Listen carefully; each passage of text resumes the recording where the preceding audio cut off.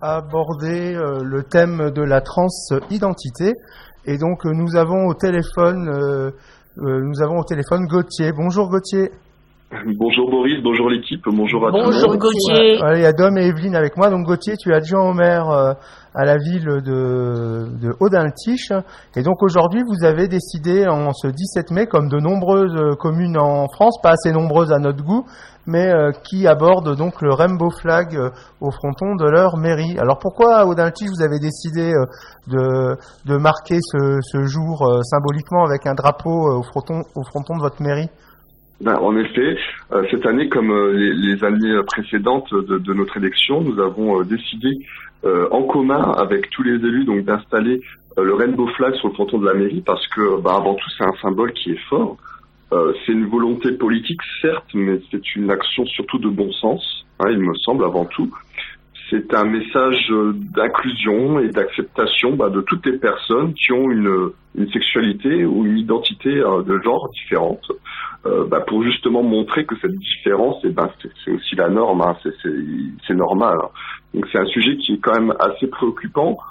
C'est pour ça qu'on voit que l'homophobie est toujours présente depuis très longtemps. Et c'est un sujet qui doit tous nous intéresser. Et on espère justement avec rien que ce symbole au fronton de la mairie, pouvoir permettre aux personnes qui passent le pas de se questionner sur cette journée, sur les droits des personnes LGBT.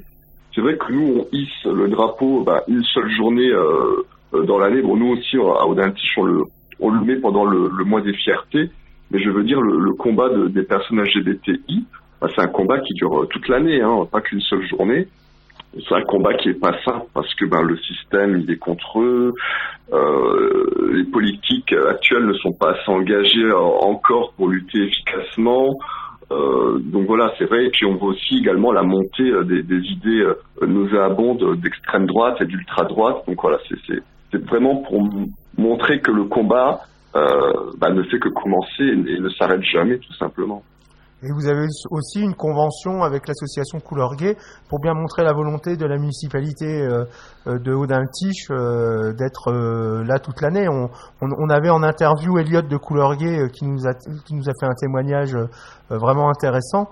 Voilà, c'est un peu ça. Vous souhaitez travailler sur ce sujet toute l'année et même offrir à votre population la possibilité de rencontrer des gens de Couleur Gay s'ils en ont le besoin. Exactement.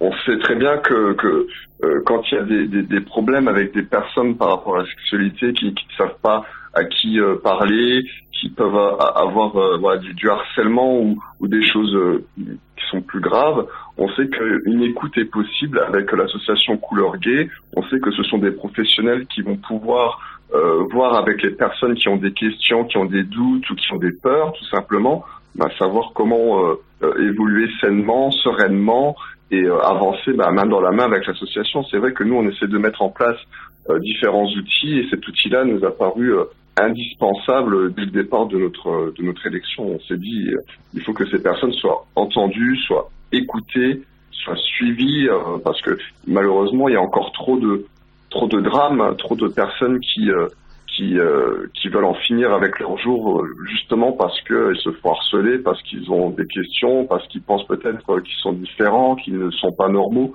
mais ce n'est pas du tout la question. Voilà, c'est pour ça qu'on essaie vraiment d'avoir un discours qui permet d'être inclusif. Ouais, je pense notamment aux gamins à côté d'Épinal récemment, quoi.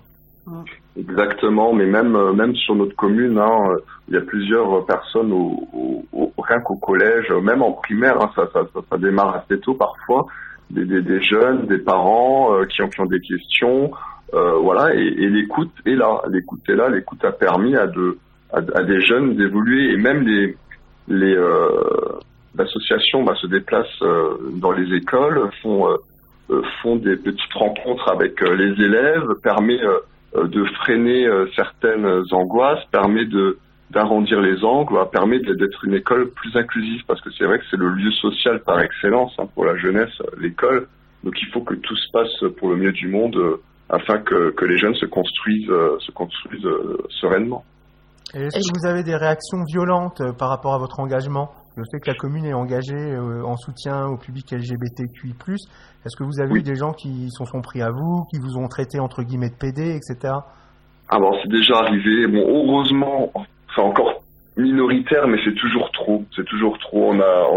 On a des personnes qui sont agressives, qui ne comprennent pas, qui sont même pour la plupart, j'imagine, dans un déni de société, parce que on est au XXIe siècle quand même. Je dirais à partir d'un moment, si on n'accepte pas la différence, comment évoluer normalement. Mais à partir de là, nous on essaie vraiment d'avoir une communication qui permet d'expliquer, qui permet parce qu'on n'est pas pour jeter de l'huile dans le feu, hein, ça peut être pire. Donc on essaie vraiment d'adoucir ces personnes et pour la plupart des cas, ça a fonctionné. Donc on est vraiment dans une démarche assez vertueuse à ce niveau-là. Une question en plateau.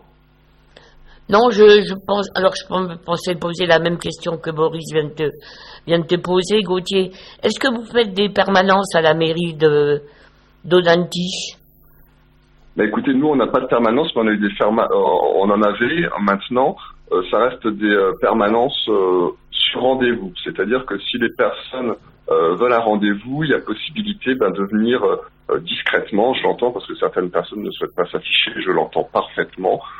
Avec discrétion au sein de la mairie.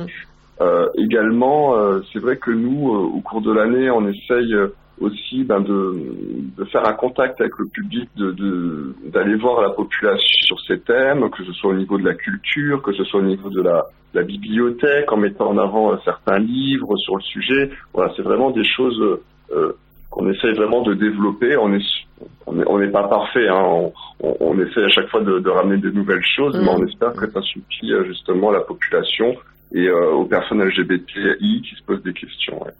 Oui, en effet, par expérience, Couleur Gay s'est rendu compte que des permanences fixes à un horaire fixe, il y avait peu de gens qui venaient et que c'était plus efficace de faire des permanences sur rendez-vous. Exact, oui. Donc après, on va dans le sens de l'association. Hein. Ce qui est le mieux pour elle est le mieux pour les gens et le mieux pour nous également. Donc si c'est mieux sur rendez-vous, c'est sûr que c'est plus performant directement pour les bénévoles qui font un travail admirable. Est-ce que vous avez un numéro de téléphone, Gauthier, où on peut vous joindre justement pour prendre rendez-vous? C'est le numéro de Couleur Gay qui a été donné tout à l'heure. Ah ok, c'est le même numéro. Voilà. C'est le numéro de Couleur Gay qui a été donné tout à l'heure par l'ami Elliot. Oui. Et en fait, Couleur Gay, quand ils ont un appel de ce type avec un rendez-vous sur Audun-Tiche, contacte Gauthier ou la mairie d'Audun-Tiche pour avoir un lieu et un local pour pouvoir recevoir la personne. Okay. C'est bien ça, Gauthier? Exact, c'est exact. Ça passe directement par l'association. Même si le personnel est formé sur des questions LGBTI, même si le personnel de la mairie est très inclusif, voilà, c'est le protocole. On préfère vraiment que le passage se fasse directement par l'association et que la mairie soit un safe place où ils peuvent se rencontrer tout simplement. Et c'est vraiment un lieu safe comme on dit, où tout le monde est bienvenu, que ce soit à la mairie ou au verger municipal qui te tient à cœur, cher Gauthier. Ah oui, au verger municipal, d'ailleurs, on a également affiché un rainbow flag aujourd'hui. Et c'est vrai que c'est des lieux inclusifs. C'est vraiment notre politique et surtout nos engagements et nos convictions, parce que on pense que tout le monde a sa place dans une société et personne ne doit être mis de côté par rapport à telle ou telle chose. Voilà. Merci beaucoup, Gauthier. Tu as quelque chose à ajouter par rapport à ton combat personnel sur ce sujet ou autre? Écoutez, moi j'ai hâte d'assister aux différentes prides qui vont se passer sur Metz le 17 juin et celle de début juillet à Esch-sur-Alzette, qui est toujours un événement transfrontalier assez important. Et je souhaite saluer aussi l'initiative de Radio Aria, de faire des interviews, de faire un reportage là-dessus ce matin. C'est vrai que c'est toujours important d'en parler. Comme j'ai dit, le combat, c'est pas qu'une journée, c'est toute l'année. Mais si on peut se saisir de cette journée pour communiquer, pour pouvoir partager, c'est le principal. Voilà. Une question, les filles? Non. C'est clair. On va saluer Gauthier et bravo à la mairie d'Audun-Tiche, puisqu'on sait que Viviane Fattorelli, la maire, et toute l'équipe majoritaire est à fond derrière ce sujet. Exactement. Et puis, je vous remercie encore une fois, et puis je remercie aussi toute l'équipe des élus d'Audun-Tiche qui sont des amis, qui sont vraiment concernés par la cause. Ouais, puis on est content d'appeler un élu du secteur de Villerue-Audin-Tiche pour parler d'autre chose de ce qui s'est passé dimanche. En effet, ramenons un peu de couleur de l'arc-en-ciel dans ce temps maussade. Absolument. Voilà. Et donc, je te propose d'écouter Linda Lemay, Les deux hommes. Et à bientôt, cher Gauthier. À bientôt, Au revoir, Gauthier. Gauthier. À bientôt. À bientôt, au revoir. Salut.